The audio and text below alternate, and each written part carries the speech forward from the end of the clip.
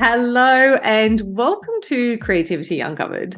My name is Abby Gatling and I'm on a journey to uncover how everyday people find inspiration, get inventive, and open their imagination. Basically, I want to find out how people can find creative solutions and then how do they use those solutions at home, work, play, and everything in between. So basically, my goal for this podcast is that by the end of it, you'll be armed with a whole suite of tried and tested ways to summon creativity the next time that you need it. Today, I am speaking with Daines, who is a podcaster, a crisis communications expert, media trainer, and an award-winning journalist. She's basically a PR extraordinaire. But, when I say PR or crisis management, creativity is not exactly the first word that pops into my brain. So what is the link to creativity? Well, let's find out. Welcome, Amber. Thanks so much for having me. My pleasure. So I sort of mentioned PR before, but, there might be some people out there who actually have never even come across the term public relations or PR. What is that? Can you give us a quick overview? How I define public relations, really broadly speaking, is it's all forms of communication which are designed to influence, amplify, or change people's opinions. So usually people think public relations in terms of traditional media. So that might be TV, radio, online news, but also that incorporates social media, video, webinars, podcasts, everything that you can think of. So it's about having your public image, whether you're an organisation or an individual, curated and amplified in a way in which aligns with your values and your offering. Okay. So it's, really just kind of working alongside with your brand and managing your reputation. Absolutely. It's all part of that same family, if you like, or ecosystem. Yes. And your specialty area is crisis management. And I do love a crisis, which I don't know what it says about me, but yes, very odd. No, but what is crisis management and how did you choose that?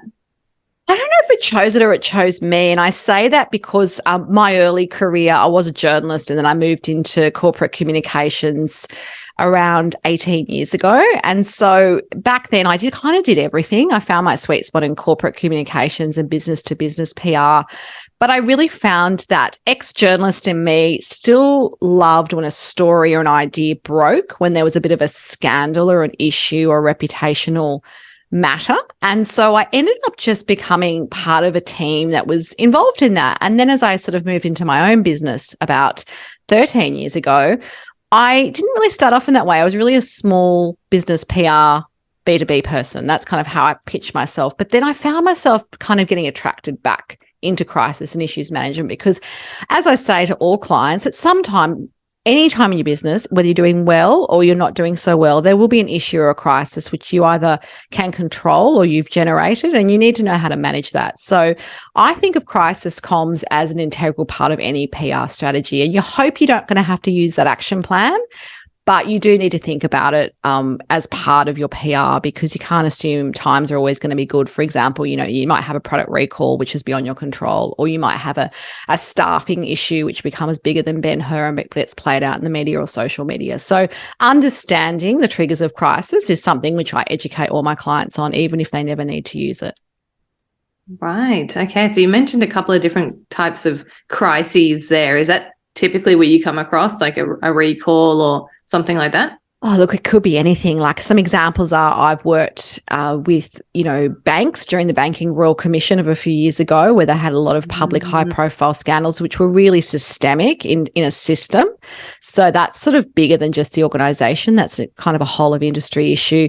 But you might have an individual business who unfortunately, gets caught up by proxy in a scandal. So, for example, they might have a brand ambassador that they've paid and that brand ambassador, something untoward gets involved in some kind of sex scandal or a drug scandal or something, or fraud or anything. And just by association, your brand becomes involved in the crisis, even if you're not the cause of the crisis. So it really could be anything. And another example could be just, I mean, the real definition of crisis is when the rubber hits the road. So I always say to people, it's like planes blowing up in a terrorist attack. It's, you know, a tragedy such as, you know, a ship sinking, or something where there's actually that 24 hours of complete panic. But usually there's a loss of life or money or both. That's kind of how I define it. Wow. Okay. And so there are different ways of trying to manage these crises? Look, there are sort of stages of a crisis. And I always say to people, because a lot of people come to me and say, well, I'm in this crisis, can you make it go away? And it's like, well, you actually have to go through the crisis and navigate the comms accordingly. So, you know, particularly that first 12 hours or even 2 hours sometimes now with social media, it's stage one, which is like your fact finding, where everyone's trying to find out who, what, when, why, and how this happened, and what's, you know, who's kind of involved. And then, you know, very quickly it moves to stage two, which is like your unfolding drama, where you get whistleblowers or, you know, people who are witnesses or people commenting that this has happened before and coming forward. And then you've kind of got stage three, which is blame, where everyone's kind of like, who was at fault? And that's where the lawyers come in, and it all becomes a little bit like, you know, you might see it play out in a court case, for example, like the defamation case we just saw with Ben Roberts-Smith, for example. And then stage four is kind of your fallout. And that's where the dust settles. There might be a finding in a court case. There might be a product recall where you've had to compensate people. There might be the data breaches we've experienced, and you have to go through the regulatory changes to your data and privacy of all your customers and communicate that. And then after that, that's when you can do reputation or rebuild. And a lot of people think they can skip all that and go straight to, it wasn't me, it's not my fault, how can you make me look good? And that's really not what crisis comms does. What crisis comms does is it kind of supports you as you go through those four stages. And get back on track at the end of it. Exactly, if you can. I mean, sometimes businesses don't survive, but individuals can definitely be on a road to redemption if they do the right things. And, you know, obviously they communicate that well. Yes. And so why do you need creativity in this line of work? How do you find creativity in this process? Creativity, I think, comes down to individuals. We're all creative in some way. Even if you don't think you are, you might work, you know, in a big four bank and think, I'm not creative. But creativity is around how you use ideas and communicate those to reach your audience. So the creativity comes into probably not just the messaging and delivering that in an appropriate way, whether that be through a webinar or maybe a video or social media tweets and so forth, but actually thinking creatively about who matters most and how you're going to keep communicating with them, because you're trying to, in some ways, rebuild trust at some point. So the creativity piece is really the fact that, yes, there's a formula for crisis, but every business is different. Every CEO is different. Everyone responds differently and has a different risk appetite as you go through this process as well.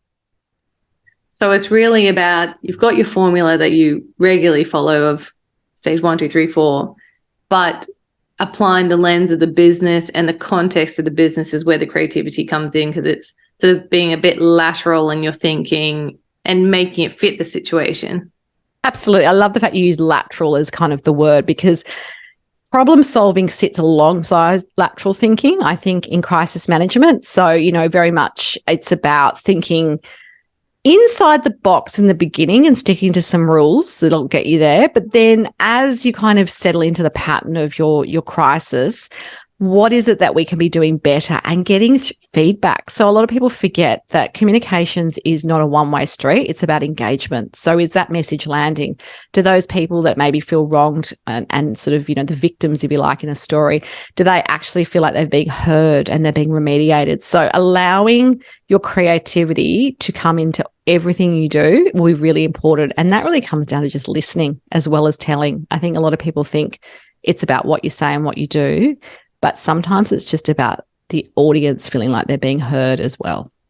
I think that's a really important part of that. It's like not going in going, I know the solution to this. I know how we're going to make this go away or, you know, get back on track. It's about having an open mind and listening to the different players in this situation. I think that's a huge part of creativity, is having that open mind and not just jumping to the first solution. or something you've done before. Like, it's very easy to kind of have, like, I've got those stages, but then going, well, what did that company do in this situation? Let's follow that like it's some rule book. And I think, well, communications evolves and channels evolve and, tech evolves. So why would you not try something that's of its time as well and actually be open to doing something you've never done before? And for some organizations, it's as simple as actually saying sorry. They may never have done that before, and there might be a big established company who's always on the front foot. And for them, even issuing an apology without admission of guilt can be a huge thing. And that takes creativity and courage together. Oh, yes. I'd say a lot of courage. And that would be very impactful because I feel like we don't see that a lot. There's a lot of downplaying of what these crises are and who's at fault and all that sort of stuff. But sometimes it's like, oops, we actually made a mistake and now we're better off for it because we won't do that again. Exactly. And as long as you can demonstrate you've learned from the mistake and that you're remedying the situation in a humanistic way, the way in which the people that might be the victims feel is enough, or at least on the road to recovery, I think that puts you in good stead. Yes. And you mentioned social media before. I can imagine that, back in the day, prior to everyone having a social account, you would have time to work through this process and have a really nice, clean, clear, curated response to an issue. But now you don't have the benefit of time because it gets out on social media and it'll be everywhere within a couple of minutes. Has that changed your practice at all? It's changed everything because all of us, every one of us as citizens, if you like, or consumers, can be a journalist. Like, how many times do you see the news and they've got footage that someone's taken on their smartphone of that, the bus blowing up or the fight that broke out at the soccer game or whatever it might be. And that allows news, I guess, in some ways to use multiple sources, which is great for them and get that instant access because, getting a crew there in time would probably be impossible. But it means for the organizations, they don't have 24 hours. Sometimes they have less than an hour. I always say the first hour is really critical, and waiting till all your ducks are in a row before you make a noise doesn't actually help because sometimes the story is already out there and then you're playing catch up. So having some sort of, I guess, prepared and rehearsed spokespeople that you've media trained, that you've got ready for this moment is really important, and also making sure that you don't do silence. I say silence breeds suspicion. So we never do no comment, but also sometimes if you just don't hear from the company, and that could be for good reasons because, you're locked in a board meeting and everyone's having a powwow about what we're going to say and who's going to say it, but also there's lawyers involved and other people, but you've just got to put even a holding statement out within that first hour of something happening to your organization. So you have something that's sort of pre-approved, pre-rehearsed that you look out quickly. Yep, absolutely. And even if it's just saying, look, we're aware there's an issue or there's something that's happened, or we're looking at this and we'll let you know as soon as we can. That is better than nothing at all. I mean, the frustration people feel. Think about things like power outages and things like that. People want to know when their power is going to get back, and if they don't have any idea of that, the frustration and the brand damage amplifies, even if it's beyond your control, because it's because there's a massive storm and that sort of caused it. So it's kind of the no news is good news is kind of out the window here. It's kind of the lack of communication. Absolutely. It's the opposite of that. I think we owe people some explanation, but we also need to be mindful that what we say and how we say it is really important as well. So not being too robotic, to have a human element to it, to have empathy particularly if it's a tragedy and there's people been injured or lives been lost, you really, or people lost their life savings or their data's been breached and their privacy is at stake. I think we need to actually always remember people are the victims and they should be front and center in the story no matter what, not the company, not its brand reputation at that point. Absolutely. I think people quite often forget about the other person. Absolutely. They think about themselves and their egos and their jobs. And I get all that. That's really important. But I guess as a consultant, I love the fact I can come in and say, I'm not internal, but I can tell you as, Joe Blow from the consumer world, this is what I'd want to hear from you right now. And that's the pub test, as we call it. The pub test. Oh, yeah, I've heard that before. Courier mail test. Yeah. Yes. Does it pass the pub test? If I don't know nothing about your organization and I have had this experience and it's bad, what do I need to hear from you and how do you want to make me feel? And usually it's about being reassuring in that first phase. Are your clients very receptive to that?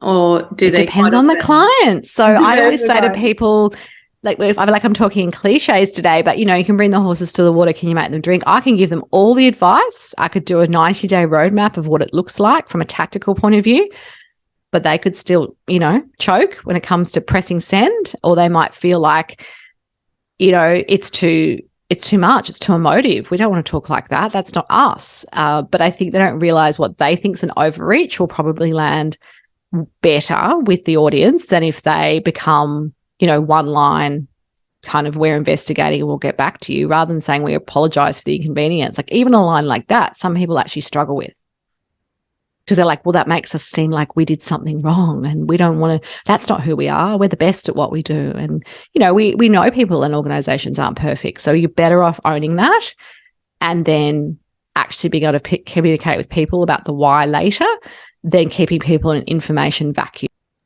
Does the legal side of things come in that people don't want to apologize? They don't want to say anything that admits fault. Does that come in a lot to the everything gets legal. So when I work in a crisis situation, everything I write goes through a legal lens. So I end up having to get that back from the lawyers and saying, okay, we can tell we've lawyered up the way this is written. We need to, like, you know, I mean, it's even how first responders talk sometimes. It's the way they're trained. For example, they'll say, instead of saying someone has passed away, which I know is very morbid, that they might say, you know, the injuries were not compatible with life. Now, most of us don't want to hear it like that. That seems like we're trying to skirt around the issues. So taking what has to be said and what can't be said and actually turning it into human speak is part of my job.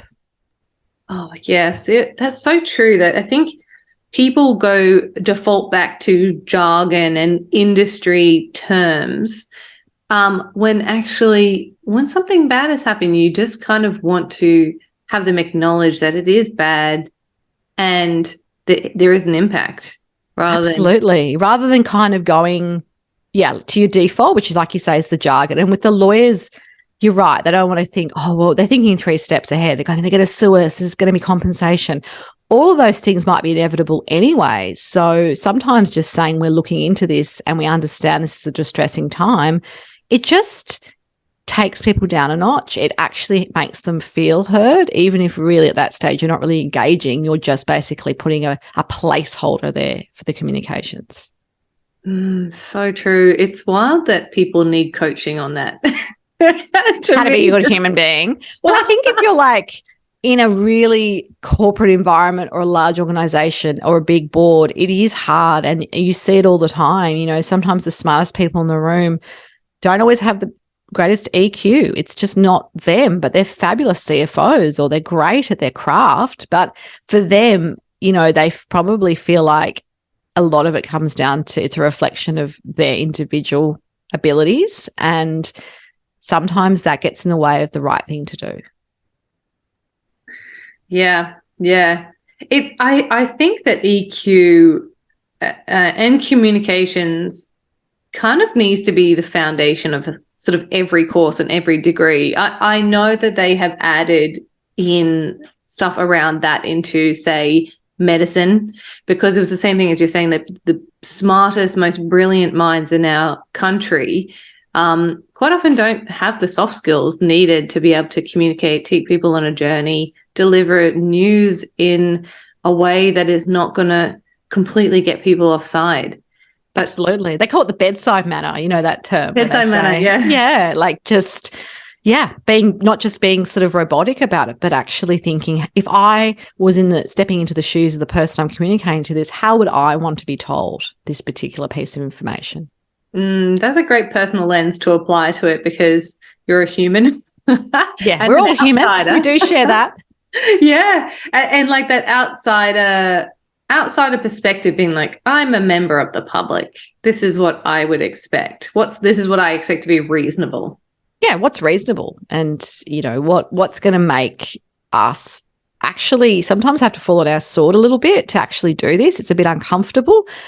But that's important because it is an issue. It is a crisis. And the thing is, I say to people, you're not in crisis mode forever. You know, this is just the worst day of your life in your business. And from here, it's just navigating that path. Only up from here, baby. Hopefully, or you don't exist in, that year's time because something happens. But generally speaking, there are no shortcuts to this world of crisis comms. Yes. And I can say it's evolving continually. We spoke briefly about social media before, and the idea of the citizen journalist. Yes. I actually remember back, I studied public relations, obviously didn't go into it, but I remember one of the topics being citizen journalists. They're going to be the end of journalists and public relations. And obviously that has not happened. It's sort of given more perspectives on news stories and things like that. I know that people are currently saying that about ChatGPT, and we spoke about ChatGPT kind of briefly when we spoke a couple of weeks ago, and we had a pretty interesting conversation about ChatGPT and its effect on public relations.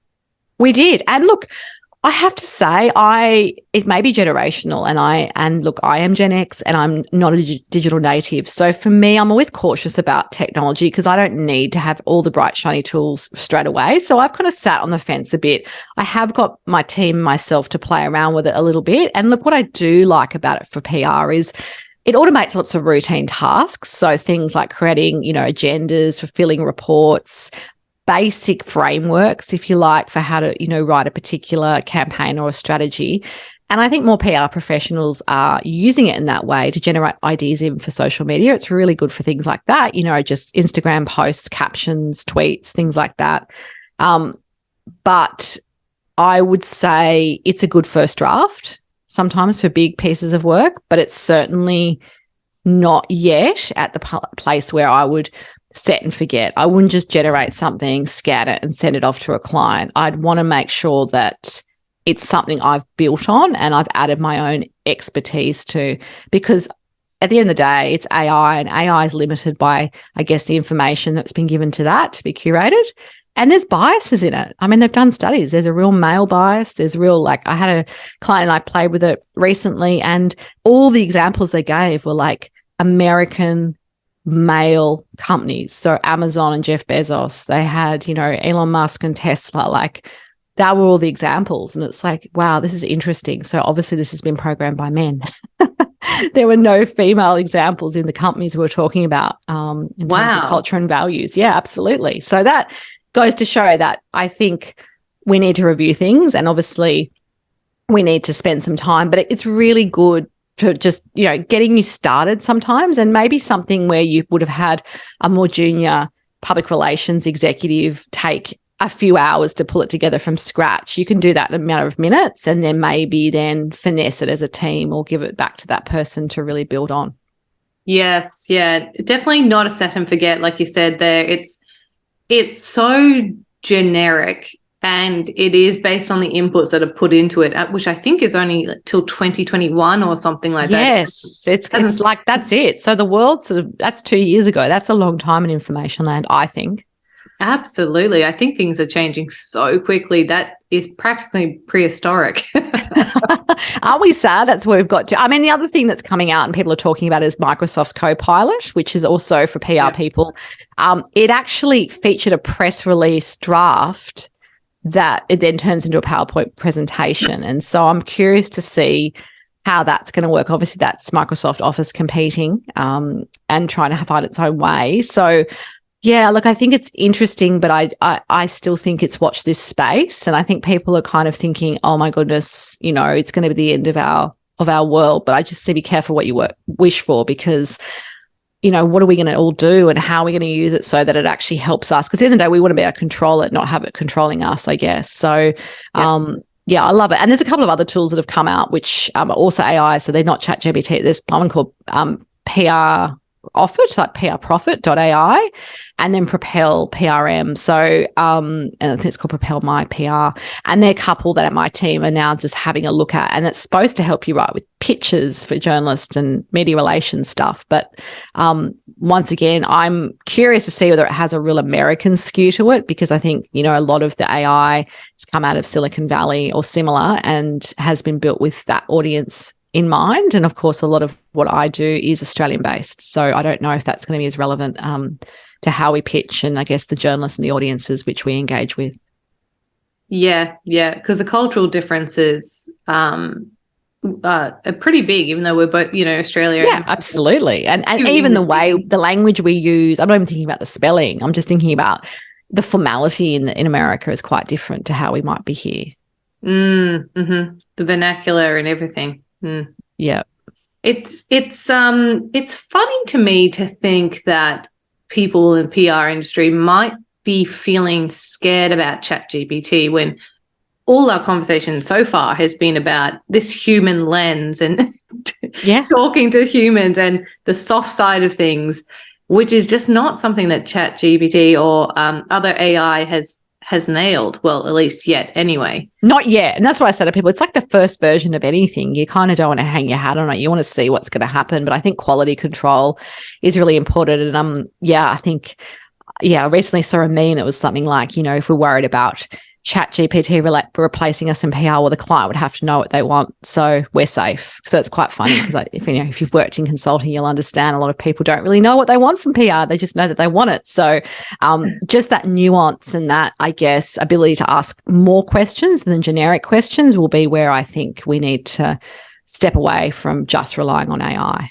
Yeah. Do you have a sense of what the industry is feeling aside from being scared? Are they seeing it as opportunities as well? There are opportunities. It's interesting because depends on maybe what your background is. Because I saw an interesting post on LinkedIn from one of my colleagues who's a journalist saying he's more nervous than probably most people in wider media, including PR, because he probably thinks it's, journalism's already been really upended because of citizen journalism and social media. And I guess the rationalization of major news outlets, particularly in Australia, and less journalists having jobs full time. So he was feeling nervous, but then he's sort of has tried it for a few stories and it just doesn't have analysis, and you couldn't really write political posts based on it or anything really current. So he feels like at the end of the day, news is about what's happening right here, right now in the future. And that, is not something AI is comfortable with. So I think if PR people think of it from that way as well, we need to be as current as possible. And I don't know that we can just rely on these tools. But it's great to have them. And I certainly don't want to be a naysayer. I just want to say, watch this space. Definitely. It's still so new, and people who say that they're experts in AI. It's been around since November last year. It's like saying, I've done a PhD in it in 7 months. It's unless you've built it yourself and you've kind of been part of the evolution, it's hard to say that you could become an expert in it so quickly. Yes, yeah. I mean, even the developers themselves have no idea they have some idea, but they don't know the extent of what it means for the future. So definitely a word of caution to anyone who's listening to any AI experts. No one's quite an expert yet. It's still you need to do your 10,000 hours as Malcolm Gladwell said to become an expert. Yes, yeah. And so changing tact a little bit now, you have a podcast and I've listened to a couple of episodes called The Politics of Everything. Can you tell us a little bit about that? So I started that podcast in 2017 when podcasts were pretty new, and the early episodes literally sound like I'm in a concrete bunker because we didn't have all the fabulous tech and platforms we do now, and I didn't really know what I was doing. Having been a journalist, I've always just delivered the information, but I've had teams of people, when I worked in TV who made me sound good, look good, all those things. So it was a real kind of, okay, I want to do this, but I don't know how. And I sort of learned along the way. And the politics of everything, it's not about politics. It's just an ability to talk about anything from money to mindfulness, motherhood to secularism, to anything that really someone feels like they're either passionate about or an expert in. And a lot of people are not household names. I've had some fairly famous people on, but really it's about elevating ideas and having a conversation and getting to know people. And they're all the things I loved about being a journalist. So I feel like it's so much fun. And for a long time, I didn't have a huge audience that's built over time. And now I've got a sponsor and it's kind of, it's monetized and everything. But even if I wasn't paid a cent, like I wasn't for many years, I'd still do it because I just actually love it. I really love it. So I think that for me is sometimes you feel like you have to feed the beast. And, I do weekly shows, which we've talked about, and I do take a summer break. But it's really amazing the amount of people that it reaches, and I just love connecting with people and interviewing people. Like I think anyone who it has been a journalist will always say that's the best part of it. It's not writing the stories and seeing your name in a byline or your face on TV. It's actually getting to the heart of a topic or an issue. And I think in 30 minutes, I try and do that in a way in which the audience finds interesting. Yeah. So is it your creative outlet, do you think? It is my creative outlet, and it's sort of, yeah, it's something where I feel like even though some of the questions are the same questions every week, I don't know what people are going to say. We don't do a practice run. We just see where it goes. And half the people, if not more, I've never met in real life. So you're really creating rapport and tapping into their human side within a couple of seconds, and then having to really, I guess, extract from them stuff that's not just boring key messages and flogging their products and services, but it's really about something a little bit deeper than that. And I find it creative, but it also gives me so much energy. So it's probably I get as much from it as I guess I give to my audience. Oh, that's fantastic. I think it's great to have those little things inside or outside of work that you can do that will give you all that energy back and just make you even bigger and better to keep continue on with your life. But yeah, you said you do one weekly. That's a huge amount of work. How do you come up with having a unique topic for every single episode on a weekly basis? It can be difficult because you can find like people pitch to you ideas and like, oh no, we did that one in 2018. Sorry, but how about this? So I get a lot of pitches now, and so it's about me and my team going, what are the things that people are really interested in now? And we've actually revisited a couple of topics because things move on. Like if I did something about cryptocurrency now versus when in 2017, I think we did an episode when it was all kind of a bit new and shiny for people, it would be a very different conversation. So I'm not adverse to going back to individuals or to topics, but I do think it's got to have enough breathing space, which we call it in journalism. It's why we don't run the same story so close together. But also there is so much in the world, like, there's just topics which are coming up all the time, even things like purpose at work. We didn't even talk about that 6 years ago. Now that's, for example, one of the topics we might be doing. Yes, I guess you've got sort of unlimited scope of things to talk about. Absolutely. And I'm so glad I never did a PR podcast because I think I'd do 12 episodes and I'd be bored and the audience would be bored. So I also made it as creative as possible when I came up with the idea. Yeah, imagine that. Well, it's 12th episode. I've run out of things to talk about. Let's start back at episode 1 again. Yeah. And so how do you stay motivated with it? I know you said it gives you energy, but it is hard to do that as well as, managing your regular business and your coaching and all the other things that you do. How do you find time to actually get your podcast done? I do what I think you've tapped into, which is called batching. So I'll have podcast days where I'll just do 5 back-to-back, and that'll be 5 weeks of shows, and that tends to be blocked out in my diary, and I'm in the zone and we just do it. And that allows me, I'm always someone who I hate being last minute. So for me, I always do that ahead. And I learned really early on not to rely on, guests booking in and them sticking to it because things happen in their life and mine. And then I've had bits where, oh my goodness, I do not have a guest for this week, calling in a favor the day before and asking my poor producer to stay up till midnight pulling it together is not ideal. So I think, I think about it. I have thinking time blocked out for the show as well, but really I only spend on average, about 2 or 3 hours a week on it. I have a podcast editor. I have social media people. I've been able to build a bit of a lean team that really, I just do what I love and then they make it all sound and look amazing. That's a good way of doing it. And so tell me, what would your advice be for someone who is looking to have something like what your podcast is to you, a little bit of a creative outlet that can give them a little bit of energy on the side of their regular work? I would think about what you like doing as a kid. And another hobby I have is horse riding, which is not necessarily creative per se, but it's really mindful and I just love it. And I only got back into that a few years ago. And I was like, I can't just do things that are making money and just, furthering my education and all those pieces, which you feel like you're always upskilling. I would say, think about what you love doing as a kid. What brought you joy it might not be the exact same thing, but it could be painting or writing or drawing or doing something that actually scares you a bit too, that you're really, really bad at. I think that's really humbling, but it actually allows you to be more creative because you start from scratch and you have no expectations of yourself. You know, you're not doing it because you have to or because, you know, it makes you an income. You're actually doing it because it means something to you. That's a really hard thing to shake off, I think, is, you know, we're so trained to just keep doing the things that are purposeful, strategic, making us money. Yeah. Sometimes you just got to do things just because they make you happy. Absolutely. And I've got friends who, yeah, maybe it's a midlife thing. We've all just got these new hobbies, but if we talk about them, we go, oh, yeah, as a kid, I quite liked drawing or I was really good at art. But then, of course, I did the sensible thing and became an accountant. And it doesn't leave you that stuff. It's just sometimes dormant. And I think we need to be able to, you know, be like a little kid again and just be free and not worry about the rules. Yeah, I think it's so great that there are so many classes out there now aimed at adults.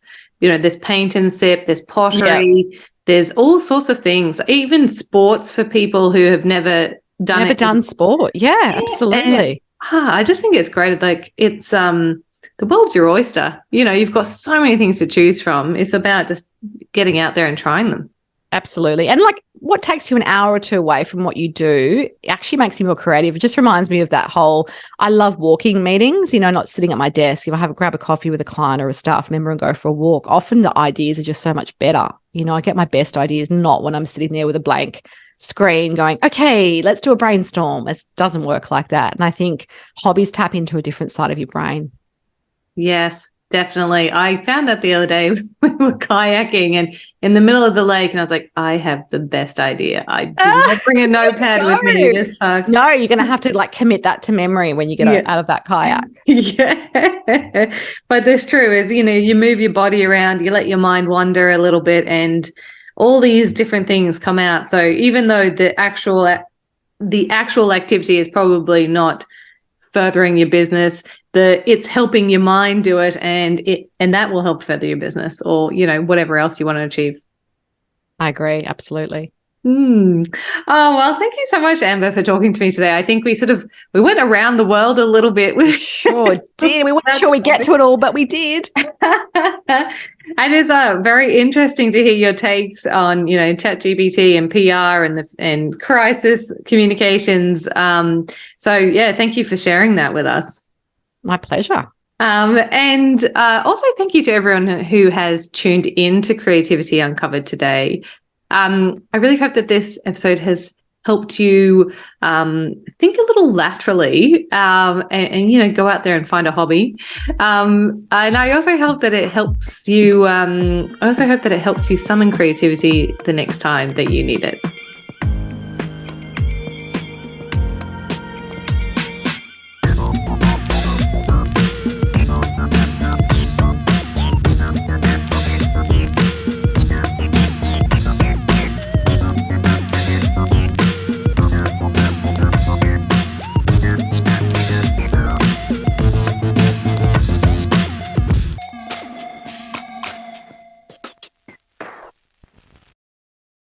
If you've made it this far, a huge thank you for your support and tuning into today's episode. Creativity Uncovered has been lovingly recorded on the land of the Cubby Cubby people, and we pay our respect to elders past, present, and emerging. This podcast has been produced by my amazing team here at Crisp Communications, and the music you just heard was composed by James Gatling. If you liked this episode, please do share it around and help us on our mission to unlock more creativity in this world. You can also hit subscribe so you don't miss out on any new episode releases.